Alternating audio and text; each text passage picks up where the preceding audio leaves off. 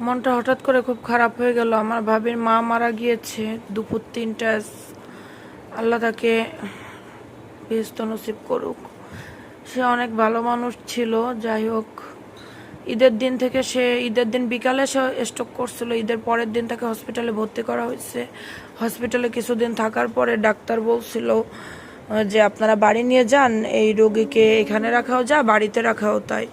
তারপর নিয়ে আসছিল। সেখান থেকে আমার ভাবি 2-3 দিন ছিল তার মেজো বোনের বাসায়। মেজো বোনের বাসা থেকে গতকাল ভাই যে ভাবিকে নিয়ে আসছে বাড়িতে, এদিকেও একটু ঝামেলা আছে, সব কিছু মিলায়ে নিয়ে আসছে। আনার পরে আজকে দুপুরে ভাবি যখন নামাজ পড়তে বসছে, দুপুরের নামাজ, তখন খবর আসছে যে ভাবির মা মারা গিয়েছে।